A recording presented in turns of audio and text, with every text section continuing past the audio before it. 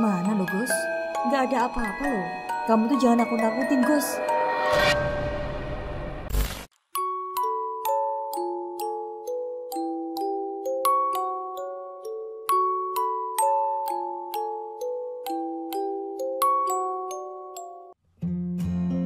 Akan menceritakan kisah dari threadnya Wahyudian TN yang berjudul Alas Roban. Alas Roban sendiri adalah nama dari sebuah hutan yang di dalamnya dibuat semacam jalan untuk menghubungkan kota-kota di Jawa Tengah dan provinsi. Jalanan itu sendiri sudah dibuat lama sekali, kurang lebih ketika Belanda belum lama menjajah Jawa. Nah, tidak hanya cerita mistis di hutan Alas Roban, jalanan yang membentang di antara hutan Alas Roban ini pun juga kental dengan cerita-cerita mengerikan yang mungkin bisa membuat seseorang trauma untuk melewatinya. Dulunya, jalan Alas Roban ini dibangun sejak abad ke-18 oleh para pribumi. Untuk membangun jalan ini memang usahanya luar biasa karena harus membelah gunung, membabati sebagian hutan, dan membuat jalannya. Nah, yang lebih mengerikan lagi, jalanan ini dibangun oleh para pelaku kerja paksa. Ya, orang-orang pribumi dengan jumlah ribuan dipaksa untuk membuat jalan sepanjang itu. Alhasil, banyak mereka yang mati karena terlalu lelah atau perilaku buruk Belanda. Mayat-mayat para pekerja biasanya dibuang begitu saja di tepi-tepi jalan. Makanya kemudian di tempat ini sering muncul suara-suara atau mungkin penampakan ngeri mereka. Melewati jalan Alas Roban tidak hanya harus dengan kendaraan yang oke, tapi juga mental kuat. Soal kendaraan yang harus sangat layak jalan, hal itu memang dibutuhkan karena jalanan di sini cukup ngeri. Jalannya berkelok-kelok dan di beberapa titik cukup curam naik dan turunnya. Soal mental, jelas hal ini dibutuhkan karena apa yang terjadi di perjalanan nanti kita tidak akan pernah tahu. Sudah sangat lazim kalau banyak orang yang diganggu ketika melewati jalan ini. Entah oleh penampakan-penampakan ngeri, makhluk gaib yang menumpang kendaraan sampai disesatkan oleh makhluk penghuni Alas Roban. Di beberapa spot, jalanan Alas Roban ini sangat gelap dan biasanya sering terjadi kejadian gaib itu. Nah, dari kengerian itu semua terdapat satu cerita yang dialami oleh seseorang yang tak jauh keberadaannya dari saya. Dia adalah paman saya yang dulu merantau ke daerah Jawa Barat, sehingga sering bolak-balik ke rumahnya yang ada di Semarang. Nama paman saya disamarkan ya. Saat itu saya dan paman saya sedang makan di warung pecel lele favorit keluarga kami di Semarang. Kami berdua cerita ngalor ngidul hingga akhirnya pamanku cerita soal pengalaman mengerikannya semasa mudanya dulu. Perkenalkan, namaku Agus. Ini adalah ceritaku saat melewati Alas Roban di awal tahun 2000-an. Saat aku hendak pulang ke rumah yang ada di kota Semarang. Siang ini adalah hari Jumat. Sebulan sebelumnya aku sudah mengambil cuti untuk 2 hari di hari Senin dan Selasa depan dan pulang ke rumah bertemu dengan keluarga. Oh iya, beberapa hari sebelumnya aku sudah janjian dengan kawan lamaku, namanya Rifkan, yang juga akan pulang ke daerah Demak. Jadi kami akan pulang bersama dengan mobilku dari tempat kami berada. Pulang kerja, aku langsung bergegas mandi dan bersiap langsung mulai perjalanan. Sore itu terasa sangat damai dengan udaranya. Suara anak-anak kecil di pelataran rumah dekat kontrakan pun terdengar sangat ramai. Rif, aku udah siap tunggu depan kontrakanmu ya. Ucapku di dalam telepon memberitahu Rifkan kalau aku akan berangkat. Kontrakan Rifkan ini agak jauh, namun kebetulan searah dengan arah jalan pulang yang akan kami lewati. Saat hampir sampai, aku melihat Rifkan sudah menunggu di depan kontrakannya. Sambil membuka kaca mobil pun aku mengajak Rifkan. Ayo. Rifkan langsung memasukkan tas punggungnya di kursi tengah dan dia duduk di kursi depan menemaniku. Gus, kita doa dulu yuk. Masing-masing kami berdoa dalam hati. Dari kontrakan Rifkan, jam sudah menunjukkan pukul 17:15. Di tahun tersebut jalan tol belum ada seperti sekarang. Jadi satu-satunya jalan bagi pengendara di jalur utara ya jalan Pantura itu. Dan jalanan Alas Roban masih melewati bukit dan jalannya berkelok-kelok curam. Yang sekarang dikenal dengan Jalan Alas Roban Lama. Jalanan sore itu terlihat padat, tapi padatnya wajar, tidak sepadat jalanan seperti sekarang. Singkat cerita, kami berdua tiba di Brebes hampir jam 11 malam karena kami berhenti sholat dan makan sebentar saat sampai di Indramayu. Brebes, Tegal, Pemalang sudah kami lewati dan akhirnya kami tiba di Pekalongan sesaat sebelum sampai di Alas Roban. Kala itu tidak ada sama sekali pikiranku memikirkan hal yang aneh-aneh karena sudah beberapa kali aku pulang menuju Semarang dan bertemu malam hari. Jalanan sudah sepi saat kami sampai di area Alas Roban. Ditandai dengan jalanan yang makin lama makin gelap karena minimnya penerangan dan kanan kiri jalan yang banyak ditumbuhi pohon-pohon besar.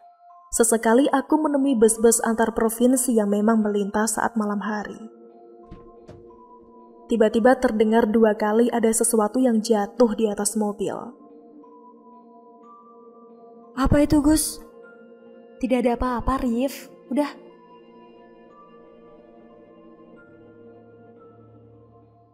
Aku yang mendengar langsung menepi dan melihat atas mobil. Dengan keadaan mobil yang masih menyala, aku dan Rifkan melihat bagian atas mobil. Gak ada apa-apa, Rif. Saat aku perhatikan lagi, ada bekas lecet sedikit di atas mobil. Cari lagi, Rif, di sekitaran mobil kalau ada apa-apa. Cukup lama kami mencari dan memperhatikan, tapi kami tidak menemukan apa-apa. Masuk mobil lagi, Rif. Kita jalan lagi aja.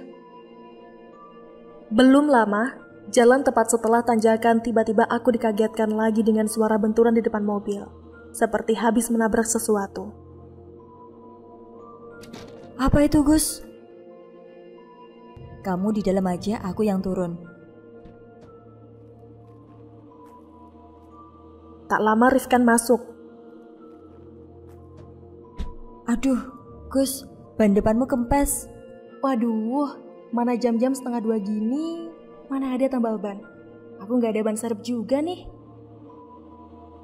Jalanan benar-benar sepi dan gelap. Dengan pepohonan tinggi di kanan dan kiri jalan. Tidak nampak ada kendaraan lewat saat itu. Aku dan Rifkan jalan kaki pelan-pelan ke arah depan. Dari kejauhan nampak cahaya remang-remang di kiri jalan. Rif, itu apaan, Rif? Kayaknya tambal ban deh. Kita coba ke sana aja ya. Kami berjalan dulu ke sana memastikan. Setelah dekat dan memastikan memang benar itu tambal ban, aku langsung kembali ke mobil dan membawanya ke dekat tambal ban di sana. Mana Rif orangnya? Ada gak? Gak tahu nih. Dari tadi aku panggil-panggil, kok gak ada yang sautin ya? Lama tidak menemui jawaban, kami memutuskan menunggu di depan tambal ban tersebut. Tiba-tiba muncul sesosok laki-laki tua. Rifkan pun kaget dengan kedatangan laki-laki tersebut. Wonten nopo, Mas? Astagfirullahaladzim. Niki Pak, ban kula bocor. Aja nambal ban saged. Walah, sakit Mas. Monggo pinarak mriki. Kami berdua tidak menaruh curiga sejauh ini. Hingga akhirnya aku mencium bau menyan di sekitar tempat tambal ban ini. Rif, kamu mencium baunya nggak? Iya nih Gus. Bau apaan ya ini ya? Rifkan pun mulai memperhatikan setiap sudut tempat tambal ban ini. Dalam hati, aku ingin lekas pergi dari sini. Tapi apa boleh buat, mobilku belum selesai ditambal. Dari kejauhan di seberang jalan, Rifkan melihat ada warung yang masih buka. Yaudah ke warung sana aja Gus. Sambil nunggu ngopi di sana aja. Aku hanya mengiyakan dan kami berdua berjalan ke arah warung sana. Aku dan Rifkan sedikit berjalan dan menyeberang jalan. Di sini aku melihat ada satu truk lewat pelan-pelan. Sopirnya hanya melihat keberadaan kami dengan raut wajah heran. Setelah kami jalan lagi ke arah warung tersebut, warungnya khas seperti warung pedesaan dengan bangunannya yang dibuat dari anyaman bambu. Sesampainya di sana, nampak segerombolan anak kecil main di samping warung tersebut. Kok ada anak-anak main jam segini? Pikirku, pasti Rifkan juga melihat keadaan ini. Tanpa memikirkan begitu lama, aku dan Rifkan masuk ke dalam warung. Tampak seorang wanita belum begitu tua mengenakan daster berdiri tersenyum melihat kedatangan kami berdua. Tumbas nopo, Mas? Kopi panas sekali nggih. Tak lama kopi datang. Aku dan Rifkan ngobrol mencairkan suasana. Rif, rasa ada yang aneh gak? Kok ada ya anak-anak main jam segini? Anak-anak di mana sih, Gus? Lah itu, di samping warung. Ini suaranya kedengaran juga kok. Masa kamu gak tahu? Tanpa menjawab, Rifkan yang mendengarku langsung keluar melihat samping warung. Mana lo, Gus? Gak ada apa-apa loh. Kamu tuh jangan nakut-nakutin, Gus. Situasi mulai tegang. Ibu-ibu penjual warung tiba-tiba hilang entah kemana. Aku dan Rifkan memutuskan untuk bergegas kembali ke mobil. Bu, sampun bu. Berkali-kali aku memanggil tapi tidak ada jawaban. Ibu, sampun bu. Bu. Sekali lagi aku memanggil. Bukannya jawaban dari ibu penjual warung tersebut yang kami dapat. Kami malah dibuat kaget dengan suara yang kami dengar. Bu. Terdengar seperti suara wanita tertawa sangat keras dan melengking dari luar warung. Gus. Ya Allah, Gus, apa kuy, Gus? Aku hanya menatap Rifkan tanpa mengeluarkan kata-kata apapun. Nampaknya Rifkan paham, aku pun juga menyadari suara tersebut. Kami berdua bergegas keluar warung, mencari dari arah mana suara tersebut dan melihat ke arah belakang warung. Astagfirullahaladzim, ya Allah, apa ya Allah, astagfirullah. Kami berdua istighfar sama-sama atas apa yang kami berdua lihat. Ternyata ada wanita berdiri tegak berjubah hitam sangat panjang di samping pohon di dekat warung tersebut. Matanya membelalak putih dengan wajah pucat dan rambut panjangnya. Anak-anak kecil yang tadi aku lihat pun berlari menghampiri perempuan tersebut. Aku lihat anak-anak tersebut ada yang wajahnya hancur dengan banyak luka di badannya. Sangat jauh berbeda dengan saat awal aku melihatnya tadi. Kulihat wanita itu tertawa lagi, yang membuat telinga kami berdua sakit. Gus, ayo Gus. Ayo balik ke mobil aja, Gus. Saat lari ke mobil, lagi-lagi kami berdua dikagetkan lagi dan lagi. Tambal ban yang kami hampiri tadi sekarang sudah tidak ada, entah hilang kemana. Yang kami lihat hanyalah mobil kami di tepi jalan, yang sebelah kirinya ada pohon besar dan jurang, yang di dalamnya belantara yang sangat gelap. Aku gak peduli banku masih kempes, kami berdua bergegas untuk ke dalam mobil. Gimana Gus, banmu? Udahlah Rif, yang penting kita lekas keluar dari sini. Ayo, buruan. Suara perempuan tadi masih sangat jelas menemani kami berdua. Aku berusaha menghidupkan mobil, lagi-lagi sial dan aneh tiba-tiba mobilku sulit dihidupkan.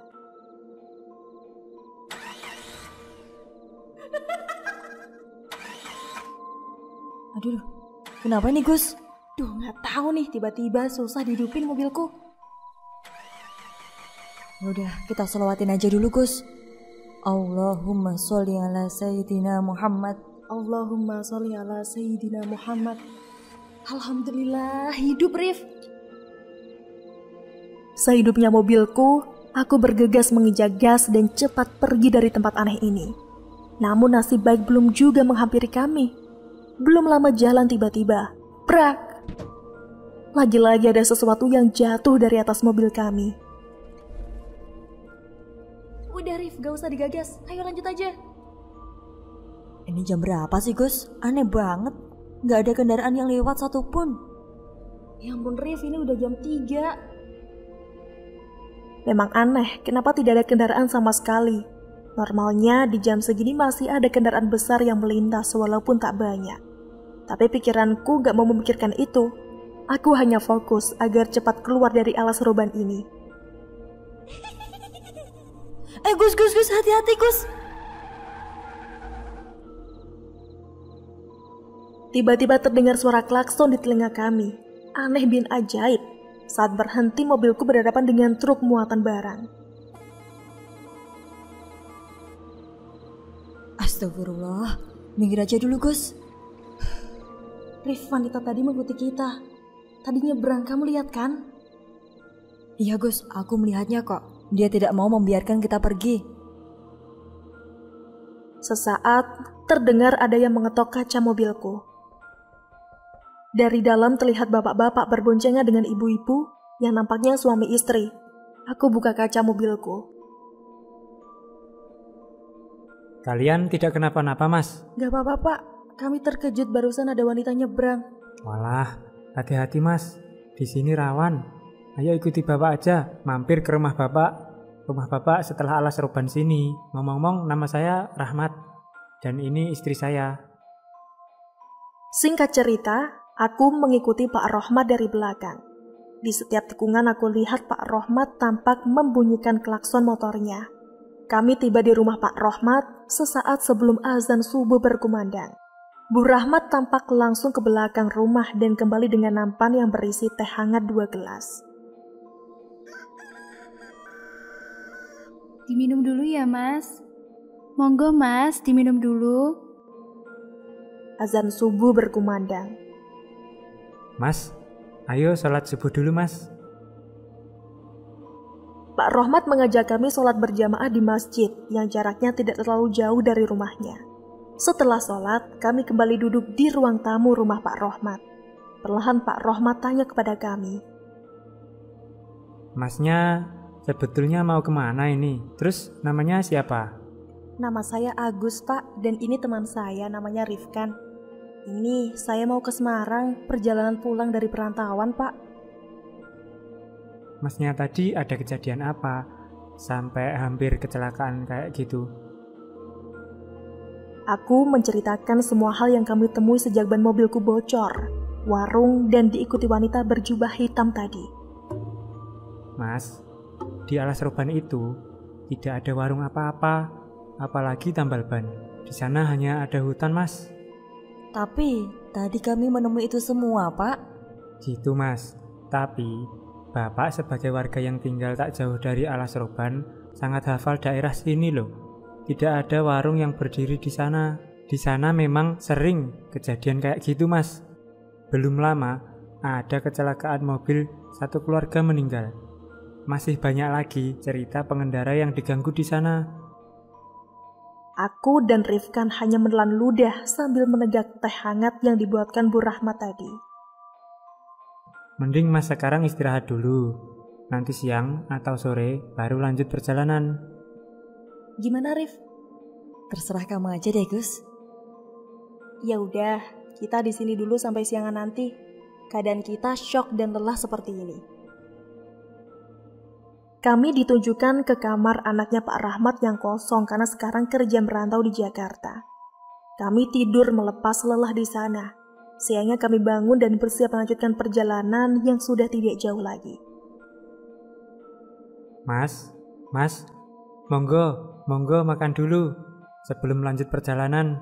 Aduh, Bapak kok jadi repot-repot begini sih? Siang itu, kami makan bersama dengan Pak Rahmat dan istrinya.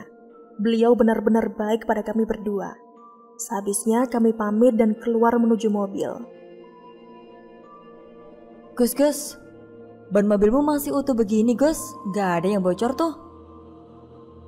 Aku langsung melihat ban mobilku dan ternyata benar. Banku masih normal, tidak ada tanda-tanda rusak. Aku hanya geleng-geleng melihat keanehan yang ditujukan di depan mataku. Pak Rahmat, kami berdua pamit dulu ya.